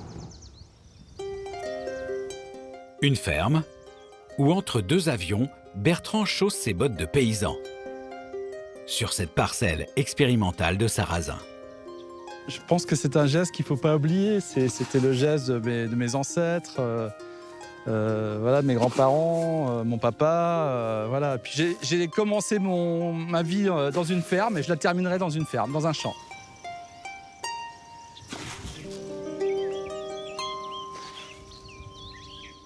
À son tour, Bertrand souhaite transmettre les traditions de sa région.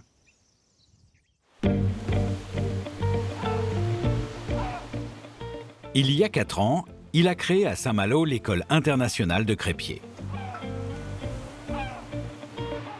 Chaque année, une centaine d'élèves venus du monde entier viennent s'y former à l'art de la galette.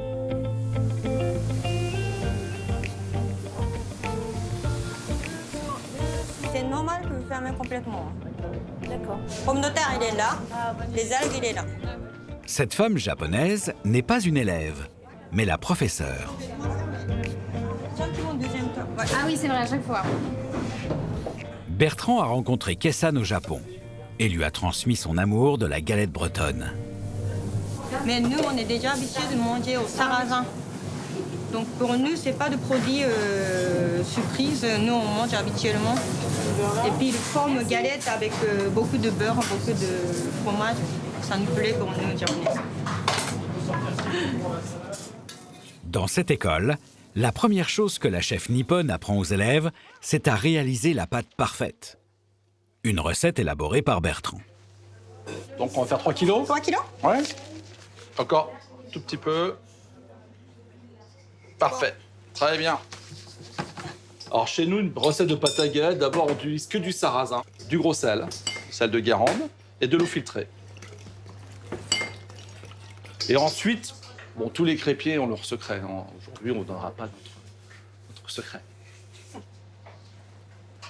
Ça sent bon déjà, en fait, quand j'ai mis le main. Ça sent très bon. Déjà, ça sent des galettes, bonnes galettes. Ça sent bon, ça sent bon, oui. Maintenant, je tape. Elle va taper, attention. Taper. Alors là, quand elle tape... Peut-être.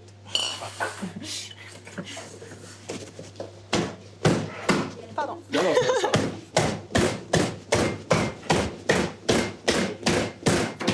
On tape la pâte comme ça pour aérer. Là, on a un bon mélange, là. C'est parfait. Ouais, super. Ouais, on va la laisser se reposer. Hein? Frigo? Demain.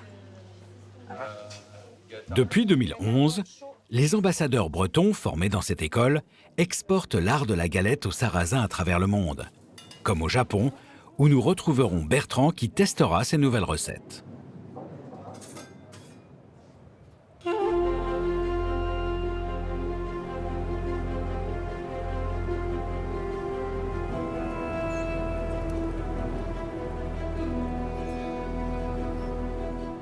Dans la campagne bretonne, en Ille-et-Vilaine.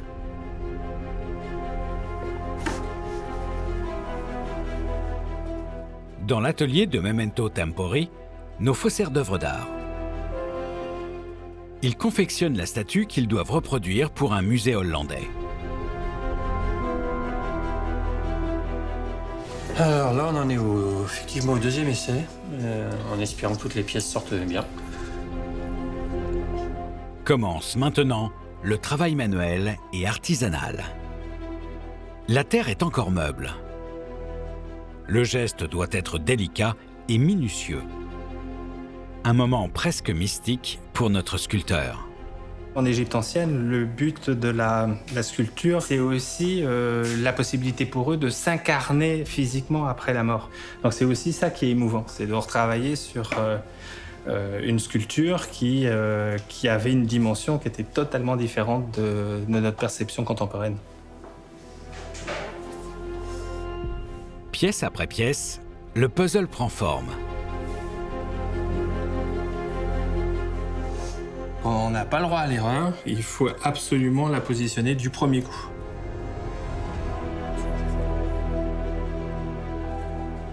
Le choix s'est très vite porté, en fait, pour moi, de faire des copies. Au fond de moi, en fait, il y a une volonté cachée de pouvoir posséder ces pièces-là. Reproduire la statue de Maya Émérite, qui est un chef-d'œuvre au niveau de l'histoire de l'Égypte.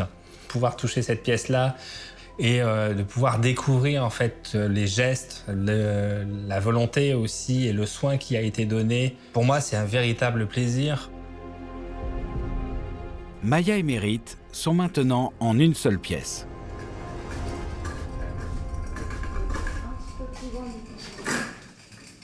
La statue passe entre les mains expertes de Jade et Julie qui vont faire ressortir sa splendeur. Ok, c'est parti.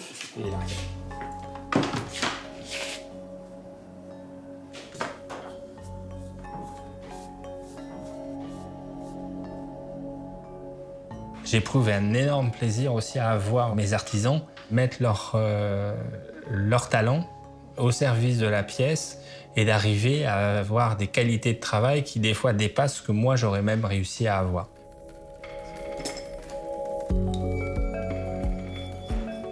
Son atelier de reproduction, Patrick n'aurait pas pu le monter sans l'aide d'une femme.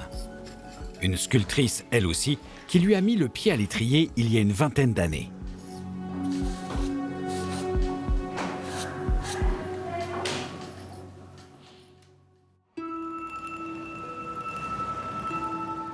Cette femme habite à 60 km de là, dans les Côtes-d'Armor, à Saint-Jacques-de-la-Mer.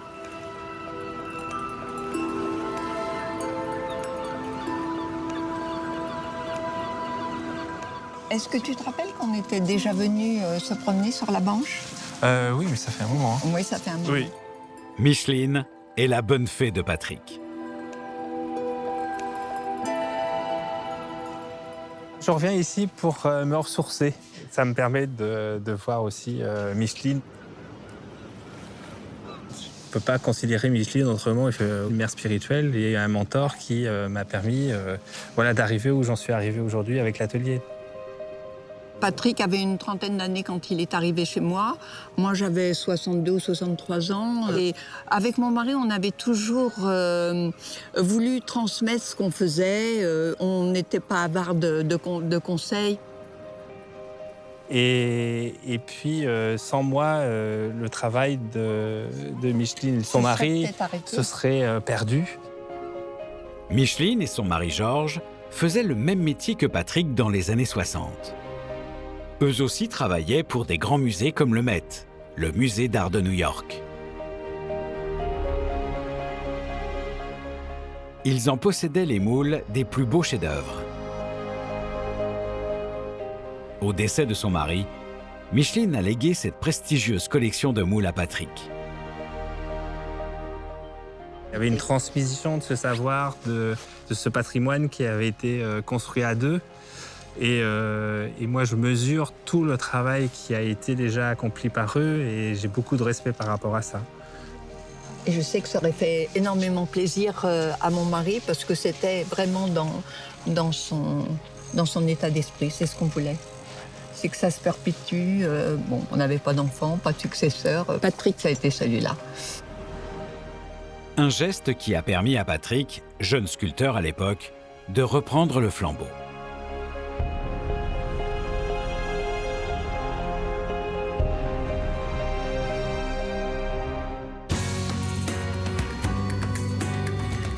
Direction l'Espagne.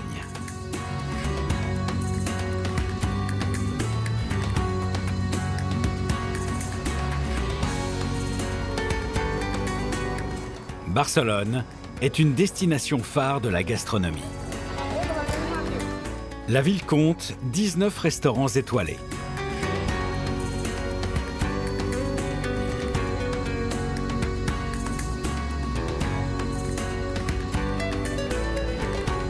Nous retrouvons Caroline et Yvon Madec. Le bord de mer y est bien différent de leur côte bretonne. On n'est pas habitué. Enfin, le fond de l'air est pas meilleur que le nôtre. Hein. Le restaurant est où, en haut? Non, au rez-de-chaussée, sur la plage. Ah ouais. Et c'est le dernier né du chef Romain Fornel. Aujourd'hui, ils vont tenter de séduire un chef français qui possède une dizaine de restaurants en Espagne, dont certains étoilés. Être référencé chez lui serait très prestigieux pour leur marque. Hola. Bonsoir, ça va? Ouais, très bien, enchanté. Enchanté. Merci de nous accueillir aujourd'hui. Avec grand plaisir. Caroline, et donc Yvon. Yvon, bonjour Yvon. Bonjour. Bienvenue à Barcelone. Eh ben, on n'est pas venu les mains vides. Hein. ça fait 2 kilomètres que je les porte. Le chef Romain Formel travaille déjà avec des écaillers renommés.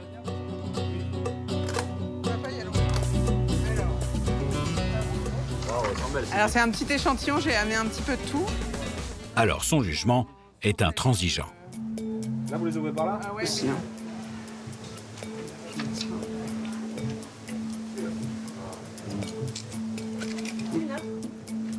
Ah ouais, c'est bon. Hein. Bravo, hein. Merci. Tiens le petit réchaud, là. T'as un petit réchaud? Avec ces huîtres, on va faire des oreilles de cochon. Regarde. Le chef est originaire de Toulouse. Alors il veut tenter de donner un petit accent du sud-ouest à ses coquilles bretonnes. On dirait pas que c'était des oreilles. Hein. On va faire un petit terre-mer. Un peu de croustillant, tu vois. C'est ça qui est bon. Une dégustation qui va pousser Yvon à une confession inattendue.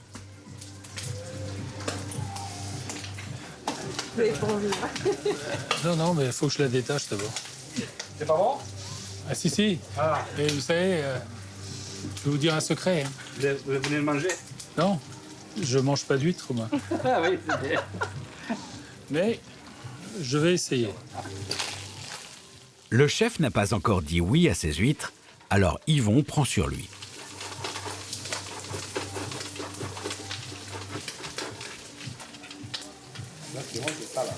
C'est délicieux. Ouais, ben, tu dois être avare de compliments, Yvon. Je sais pas pourquoi. Non, c'est pas un garçon facile. Hein. C'est la fin de la dégustation. Le moment de vérité pour le père et la fille. On va les mettre à la carte.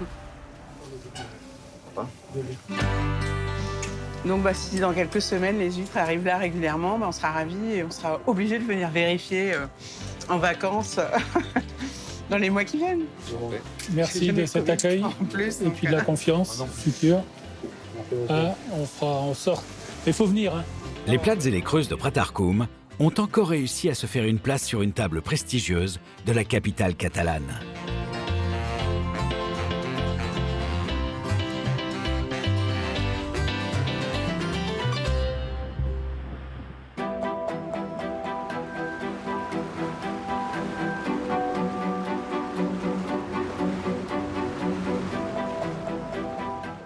au nord de la pointe de l'Arc Ouest.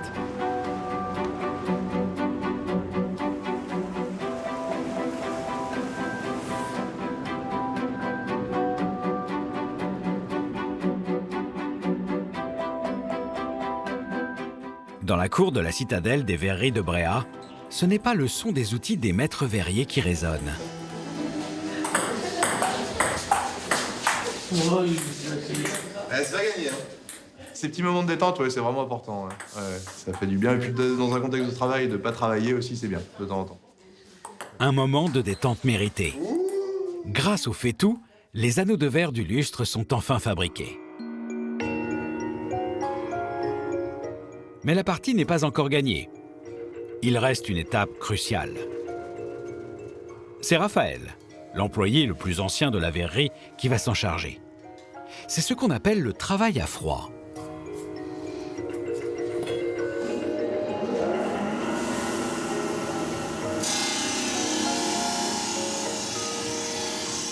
Il faut bien rester bien droit, quoi. Il faut surtout pas bouger, parce que si je bouge un peu, eh bien en fait, la scie elle coince, et puis la pièce elle explose. Inimaginable pour Raphaël.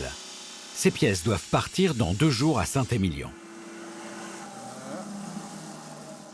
Bah, ça fait plaisir, parce que ça voyage, ça va quand même dans des lieux haut de gamme, quoi. Et ils ont passé dans mes mains aussi. Bah, c'est génial. Chaque pièce est unique. C'est de la passion ce qu'on fait. Si on n'est pas passionné, c'est pas la peine.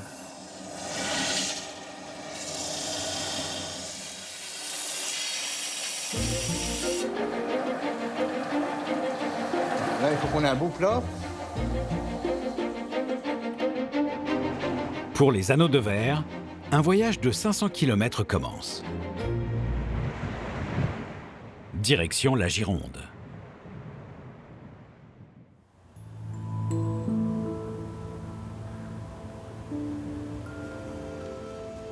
Il est 22 heures passées. Giorgio Asi, le décorateur de l'hôtel, découvre les anneaux de verre pour la première fois. Superbe, très très beau. Ça accroche super bien déjà la lumière. Très très beau, c'est très fin.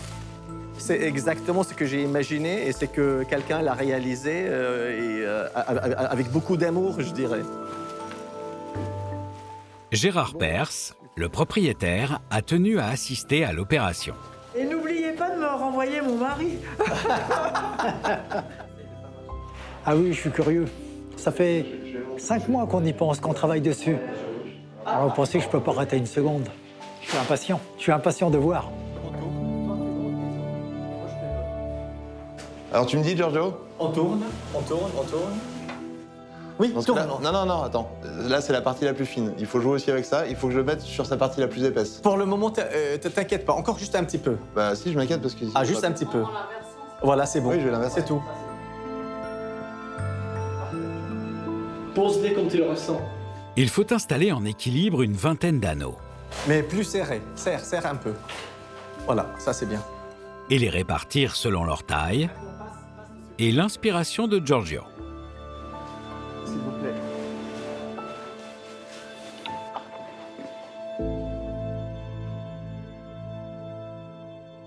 Qu'est-ce que je suis heureux? C'est incroyable. C'est incroyable. C'est encore beaucoup plus beau que ce que j'avais imaginé. Je dirais une œuvre éphémère, c'est magnifique. Je suis très content. De réaliser une œuvre qui n'avait jamais été réalisée, personne ne l'avait imaginé, qu'on puisse le faire. Alors, on pourrait dire qu'aujourd'hui, je me fais plaisir. Bien sûr, je me fais un peu plaisir. Mais je ne me fais pas plaisir pour moi. Je me fais plaisir pour mes clients. Et ces gens-là, pour les étonner, c'est difficile. Je pense qu'avec ce que vous avez créé aujourd'hui, les verreries de Bréhat, vous allez les étonner. Ils vont me dire vraiment, ça, c'est une œuvre qui est hors du commun. Ça a été, dans tous les cas, un défi de contracter le temps pour tout le monde. Et donc, ça implique quelques nuits blanches, ouais. Enfin, quelques mauvaises nuits, en tout cas.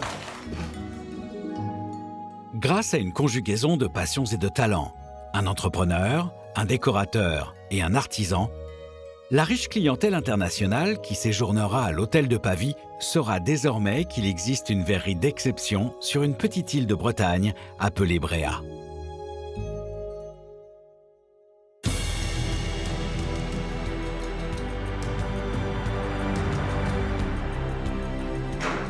Au chantier du GIP, c'est le dernier jour du mutin en cale sèche. Yann ne cache pas sa fierté. Le travail sur le mutin, la reprise du pont est magnifique. On sait aussi que notre métier, il est là. C'est-à-dire que le bateau soit navigable et mieux qu'avant.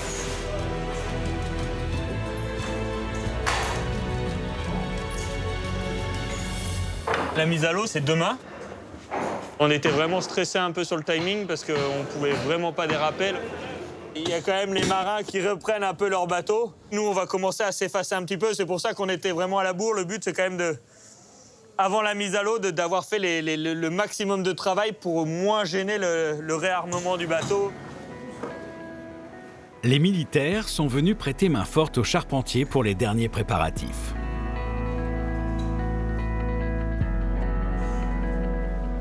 C'est un gros cadeau. On a hâte de pouvoir gréer toutes nos voiles, hisser les mâts et pouvoir naviguer, quoi. C'est vrai que le bois est magnifique. On n'aura pas envie de faire une éraflure dessus, quoi. Le capitaine inspecte le navire avant d'en reprendre possession. Tout semble en état pour les prochaines missions du mutin. Cet été, on sera en Angleterre le 18 juin, dans le cadre, pour les commémorations de l'appel du 18 juin, du général de Gaulle. Et puis après, on montera en Écosse. Et ensuite, nous sommes attendus le 14 juillet à Oslo, en Norvège.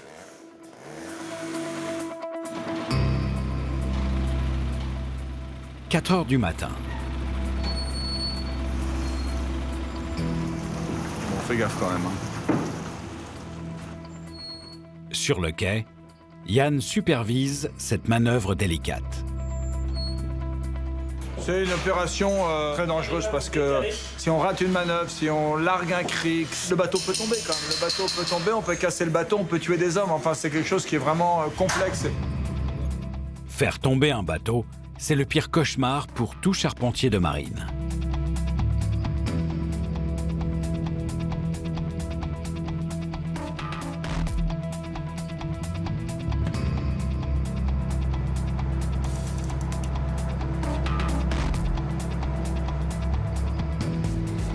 Et Sam, tu prends l'avant. On garde en tension tout le temps, on le garde parallèle, ok?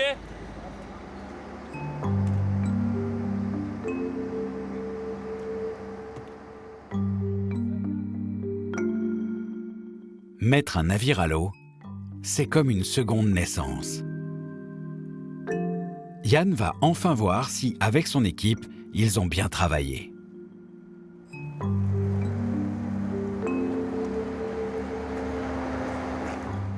Et lorsque la coque va enfin toucher l'eau, Yann nous fait une révélation surprenante. Un bateau remis à l'eau est un bateau qui prend l'eau. Ça fait 6 mois qu'il est au sec, donc évidemment les bordées ont séché un petit peu. Il y a un peu d'eau qui va rentrer entre chaque bordée. Et il faut à peu près 1 à 2 journées pour que le bateau retrouve son étanchéité à 90%. Elle a de l'eau ou elle n'a pas d'eau encore? Ça commence à rentrer au niveau des tambours, Yann. Attends. C'est plutôt des bonnes surprises, on a très peu d'entrée d'eau de l'avant, qu'on voit qu'on va maîtriser à la pompe sans problème, et puis ça va se refermer doucement. Par les bordées à l'arrière, là. Impeccable. Ah non, il n'y a pas de problème. Bon, je débarque. Le travail est terminé pour Yann et Teguen. C'est l'équipage du mutin qui va réinstaller les mâts et les voiles dans les jours qui viennent.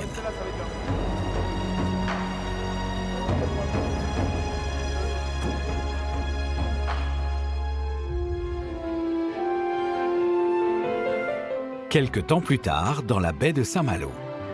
Pareil, c'est la GV.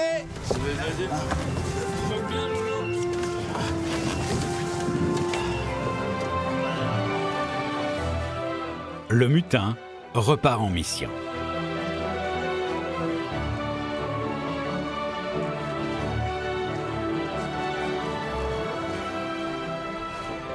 Luel, choque bien l'écoute, là. Luel, choque bien l'écoute. Vous êtes bien revenus.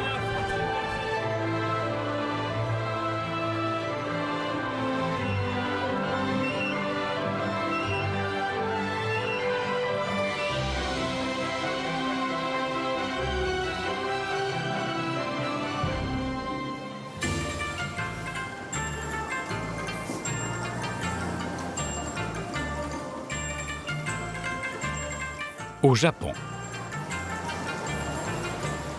Nous retrouvons Bertrand avec son chef japonais Makoto. Ils sont au plus grand marché de Tokyo, l'équivalent de Rungis en France. Bertrand a imaginé une recette à Saint-Malo avec des ingrédients bretons. Il doit maintenant trouver des aliments similaires ici. C'est par là. D'accord.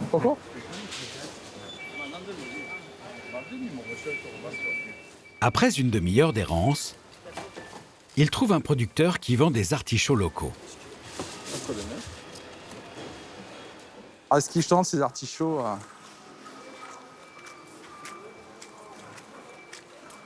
Ils chantent moins que les artichauts bretons. Hein. C'est différent.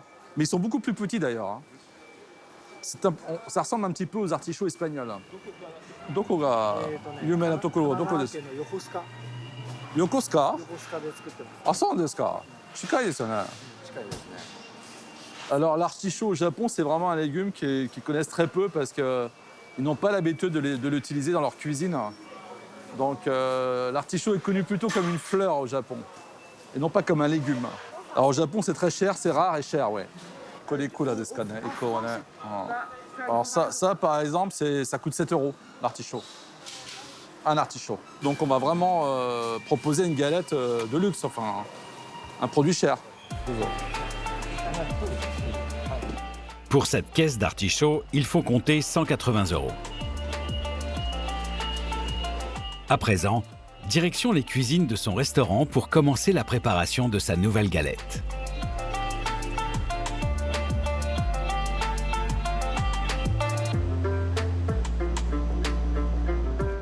Pour les araignées de mer, Bertrand a aussi dû composer avec l'offre locale. Allez. Hokkaido? Kurigani. Alors ça, c'est donc un crabe qui vient d'Hokkaido. C'est la chair qui se rapproche le plus de l'araignée de Saint-Malo. Vraiment, c'est difficile. On n'a pas d'araignée au Japon.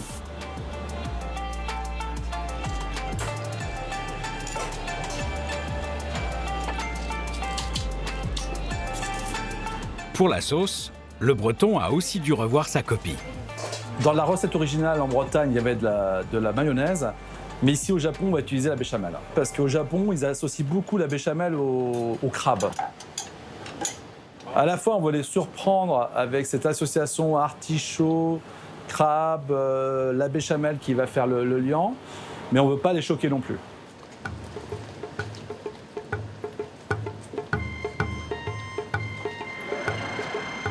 Ce soir, c'est au Kagurazaka, le plus en vue de ces 7 restaurants, que Bertrand va tester cette nouvelle recette.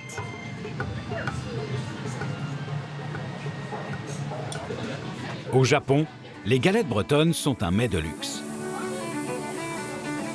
Le roi de la crêpe n'hésite pas à remettre sa couronne en jeu avec ce nouveau plat.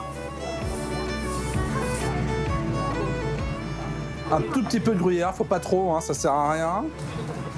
Les artichauts, la chair de crabe. Ça, c'est la béchamel au corail de crabe. Oh là là, ça a l'air trop bon, ça. Faut que ce soit bien chaud, hein, c'est important. Cette fois, Bertrand n'a pas oublié de découper des petites bouchées. Ah, c'est la première fois qu'on va tester cette galette. Hein. On peut s'attendre à tout avec les Japonais, hein, puisque voilà, ce sont des nouvelles saveurs. Alors, quelquefois, ils apprécient, quelquefois moins, mais bon, voilà, c'est le challenge, hein, c'est nouveau. Donc, les pinces de crabe. Là, comme on a des clients habitués qui sont là ce soir, je vais leur faire goûter, voilà, découvrir, voir un peu comment ils vont, quelles seront leurs émotions quand ils vont goûter ça. Voilà une nouveauté que j'aimerais vous faire goûter. Surprise.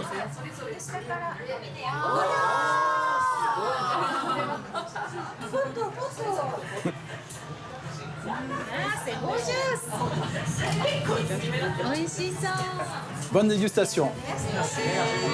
Wow.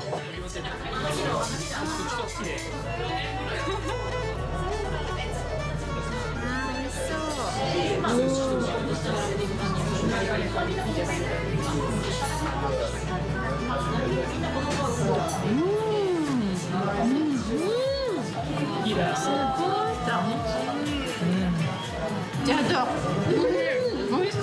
C'est harmonieux. Harmonieux. Oui, c'est ça.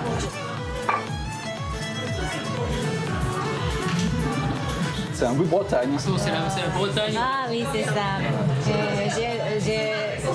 J'ai envie d'y aller. Ah oui, mais il faut aller en Bretagne. Oui, on espère. C'est bon, hein? C'est l'authenticité de la Bretagne dans l'assiette. Et c'est vrai que moi, je suis étant moitié breton, moitié japonais, donc c'est toujours plaisir de pouvoir se remémorer ces goûts qui sont propres à la Bretagne. Donc c'est toujours un plaisir de venir ici. Je suis enfin content. Je suis très content. J'avais peur que ça ne plaise pas, mais voilà, c'est. Je trouve que c'est important, les premières émotions, on les comprend très rapidement dans nos métiers. On est habitué de regarder les visages, la façon dont les clients s'expriment. Et là, je suis vraiment réconforté. Voilà. Encore une fois, Bertrand Larcher confirme son statut de maître de la galette au pays du soleil levant.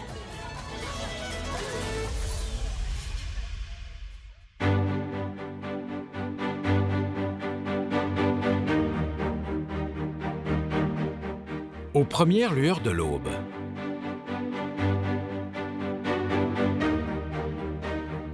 pour Maya et Mérite, c'est le moment de la séance maquillage avant leur grand voyage pour un musée hollandais. Raphaël, un jeune artisan, doit donner à cette copie les mêmes teintes que l'original. Quitte à en restituer ses défauts et les outrages du temps.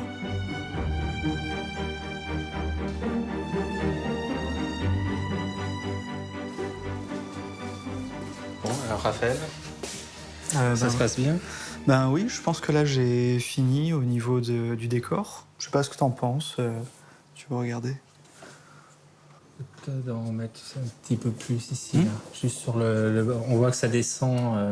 En plus, on est un petit peu décalé, mais on est censé avoir le rouge ici, quoi. Ok, d'accord. Ce travail-là, cette technique-là de faussaire, entre guillemets, pour obtenir des pièces qui sont très proches des originaux dans leur aspect. C'est un savoir-faire qui est unique. On n'a pas d'autres entreprises, en tout cas à notre connaissance, qui maîtrisent ce genre de technique. Plutôt pas mal, hein? Ça rend bien. Patrick va apporter lui-même sa statue au musée hollandais. Il saura enfin s'il a bien travaillé en comparant la reproduction à l'original.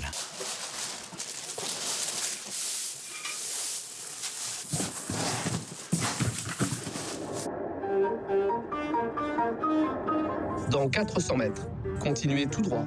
Après un voyage de 9 heures en voiture, Patrick et Denis arrivent aux Pays-Bas.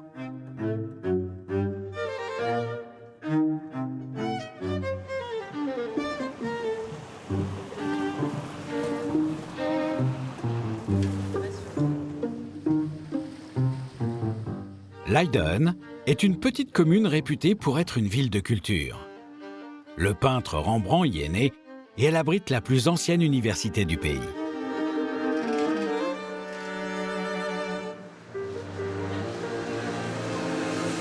Au détour d'une rue, ah tiens, Maya et Mérite. Maya et Mérite leur font de l'œil dans la vitrine d'un libraire. Je pense que c'est un bon signe de voir ça là. Donc comme quoi c'est connu. La balade touristique est terminée. Demain matin, ils ont rendez-vous au musée.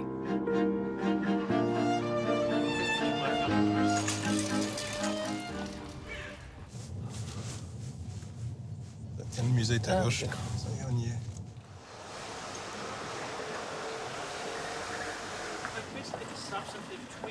Saskia, la directrice de la boutique du musée archéologique, les accueille. Bienvenue. Content de vous rencontrer. Enchantée. Bonjour Saskia. Vous avez fait bon voyage? Oui, on est content d'être là et de pouvoir vous montrer la sculpture. Je suis impatiente de la voir. Allez-y, on vous suit.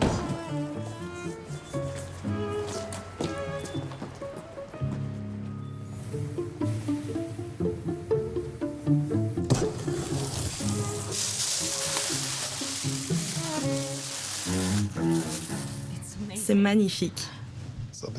Et voilà, vous les reconnaissez? Oui, je les reconnais vraiment. C'est beau.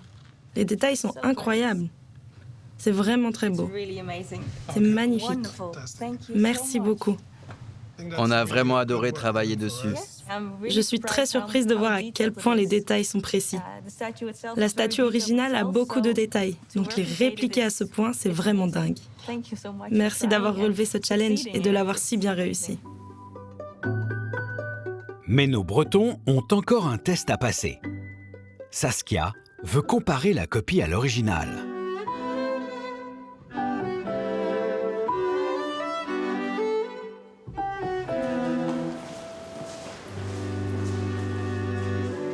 Denis avait déjà vu la statue en vrai.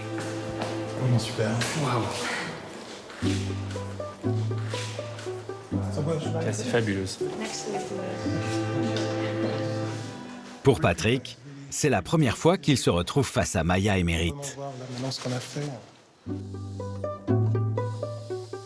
Il y a beaucoup d'émotions parce que c'est... Et de la voir maintenant, je vois aussi les détails que nous, on n'a pas fait au niveau du décor, et puis d'autres peut-être où il faudrait peut-être jouer sur quelque chose de plus subtil. Mais de manière générale, c'est... voilà. Je suis très content et très fier d'être là.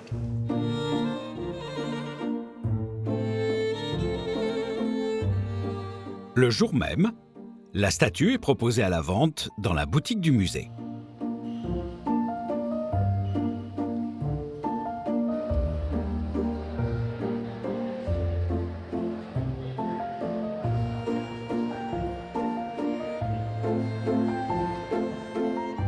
Patrick et Denis vont poursuivre leur tournée des musées européens.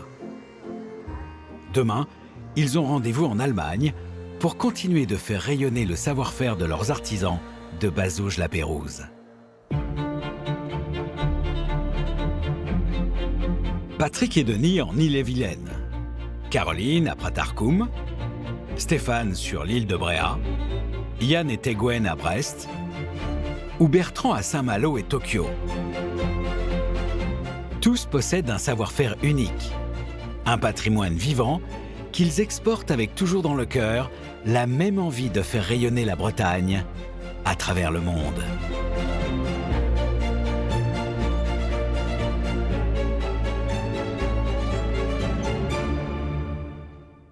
Depuis le tournage, Patrick, notre faussaire, a reçu de nouvelles commandes pour le prestigieux British Museum de Londres.